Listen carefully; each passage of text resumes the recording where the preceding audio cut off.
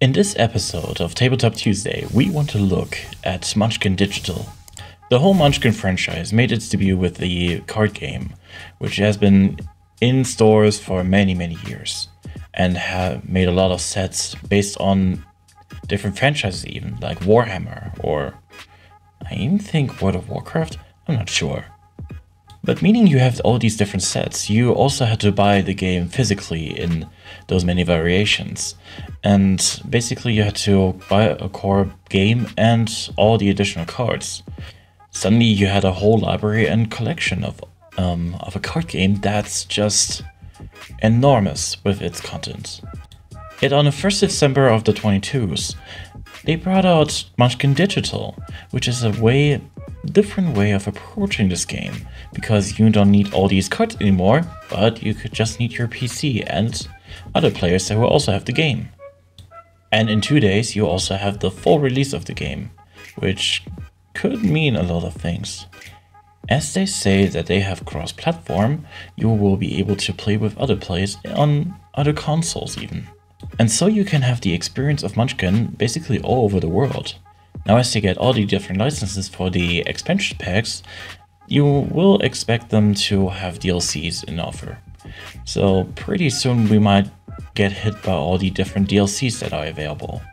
And now you can hope that you can either get these DLCs for free, that they just make it as an additional content to be downloaded, or you can expect a price range of, let's say like 3 or 4 euros, to say the least. If it's more, then that's their deal, I guess.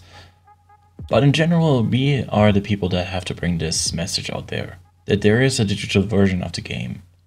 Another opportunity that I see is that people may get the digital version and learn about the game, and then go to experienced friends who already have all these different sets of the game and can say, hey, you want to play with me? And you could say, yeah, sure, I already know the game. I played it online the whole time.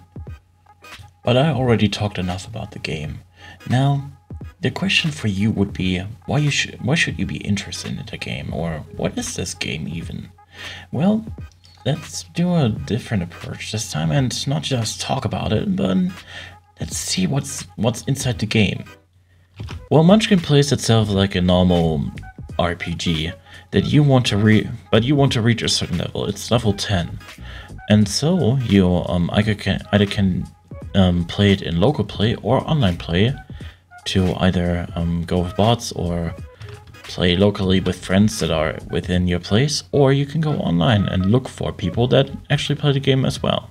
First you draw 8 cards, and then you can choose between these different classes or races that you have. So you have like dwarf, halfling, I think orc, human. Well, your standard race is a human. And then you have classes like wizard, fighter, rogue, and mage. No, wait, not wizard. Sorry, and priest. So here I have a wizard. I can just drop it here, and now I'm a wizard officially. And then I've got equipment cards in the beginning of my hand that I can equip to my character, if possible. This is a one-shot. There are different items that are one-shots or that are equipments. One-shots I can only use in combat for either sides or for my own side. And equipments are bonuses for my character, so he can basically go and beat the crap out of the enemy.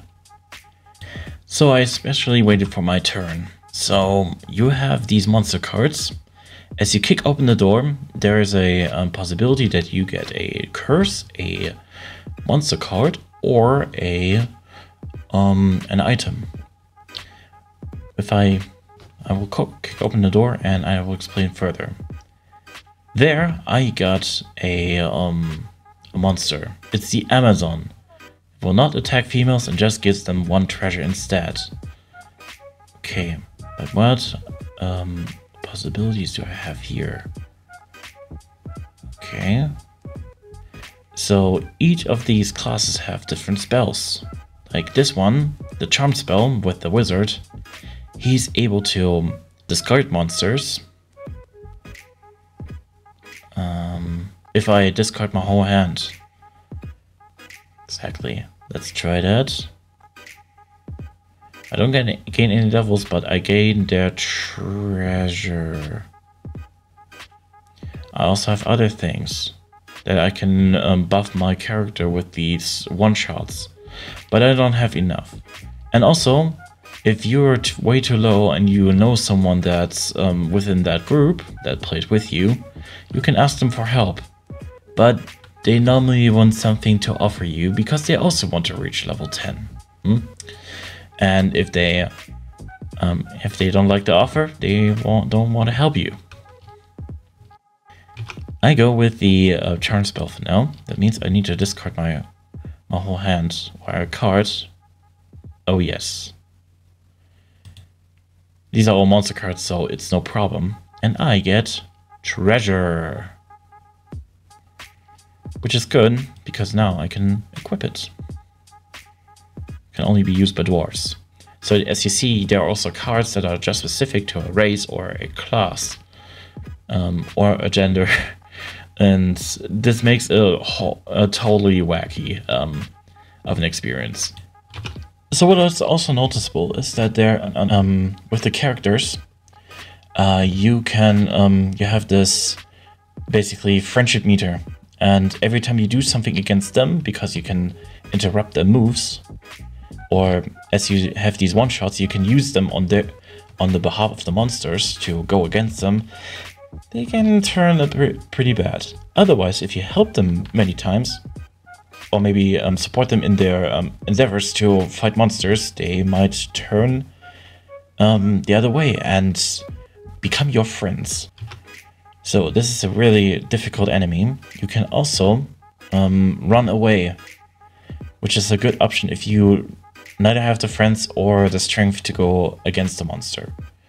But if the monster is going to kill you, they have their different bad stuff that happens, which can be consequences for not winning the battle.